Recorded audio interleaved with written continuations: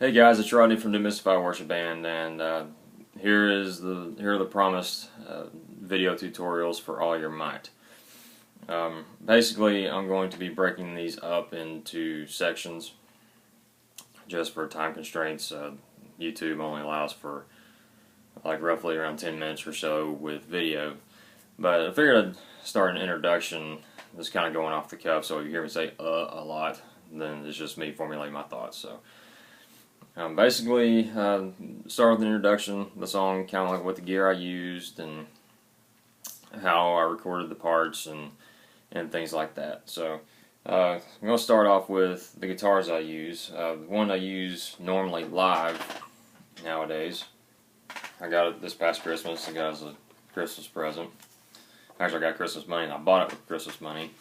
It's Paul Reed Smith SE Standard 24.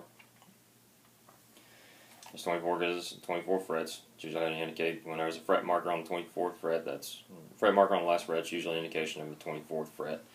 It's a humbucker guitar, and what really makes this nice is that it has a coil split potentiometer separate coil split, so I can get the single coil sounds. And then when I need humbuckers, just push it back in. I have humbuckers again. And it's a three-way selector. It's a bridge, both together, neck. It's pretty much standard setup. And that's pretty much what I use live now. It's what I used in the music video, and that's, as of right now, still being worked on. It'll probably be out by the time I get all these uploaded. But yeah, that's pretty much my lead guitar now, just so I can have the single coil. So it provides me a lot of tonal versatility. But on recording this one, I did not use this one because I did not have it yet. So what I used was this Gibson Epiphone spinner strap model. It was my very first guitar ever. This is pretty much what I cut my teeth on. The pickups and the wiring and all this stuff is upgraded.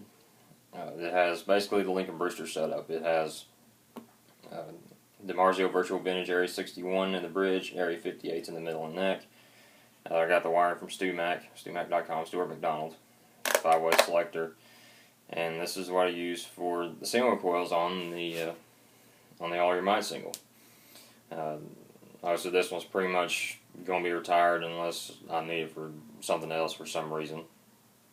But this is what I used on here. It's a 22 fret. And that's what I use for the single coil sounds, but this one's pretty much retired. I've used it since I first started playing back in August of 1994, and it's been a good guitar. It's time for something a little better. And now for what I could record for the rhythm guitar sounds is an Epiphone Les Paul Standard. Epiphone Les Paul Standard, 22 frets, humbuckers, 2 volume 2 tones. It's just a stock Epiphone Les Paul Standard. But the only thing that's really been done to it on any of my guitars is just how I'm set up.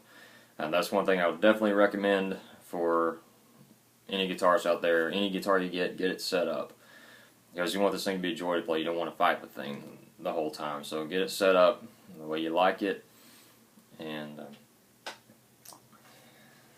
so yeah, just get it set up. It'll save you a lot of headaches later on down the road. So now what I'm going to do is I'm going to flip the camera around, turn it around here, and apparently I can't flip around. So what I'm going to do, I'm just going to turn it this way. And this is pretty much what my rig is. I'm going to pull it out in the light here a little bit, pull some wires down.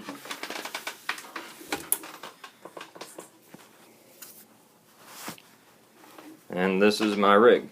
This is an Avid 11 rack.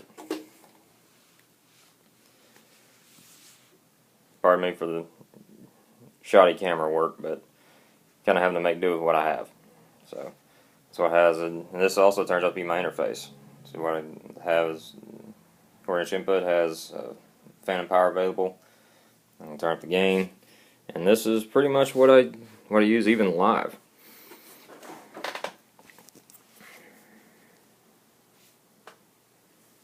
there's that. You can look it up online so you can get a better shot at it. So that's pretty much what I use. Everything I use runs through the Avid 11 rack. Come back around here and I'll set it down to where I don't make you motion sick or anything like that. But that's pretty much what I use. Just Avid 11 rack, and it goes straight into Pro Tools, and I record that way. And basically, when we recorded All Your Might, I recorded with, at least for the most part, I recorded the guitars tuned down a whole step. All the strings are tuned down a whole step. And that's just something that makes it easier for Jamie to sing her vocals and stuff. But I did find that I can actually play it pretty much the same way with standard tuning. I just move all the fingerings down a whole step, and that's about it. So just to make things easier on everyone, I'm just going to show you how to do everything with standard tuning. No drop tunings or anything like that. And I even did it on the video that way. So that should about cover the introduction. Oh, one more thing I did forget to mention. I even mentioned on the Facebook post on the band page, I did not record all the guitar parts. I'll indicate which parts I recorded and which parts Ben Moore recorded. He's based out of the UK. Like I said, did a tremendous job. I kind of had to figure out how in the world he plays guitar parts. So I'll indicate which part is which, and we'll go from there. I'll have to break it up into sections because there's in order to go into it in depth and be able to show you all the right way, I have to break it up. So I'll go through each section and break it down from there. So see you in the next video.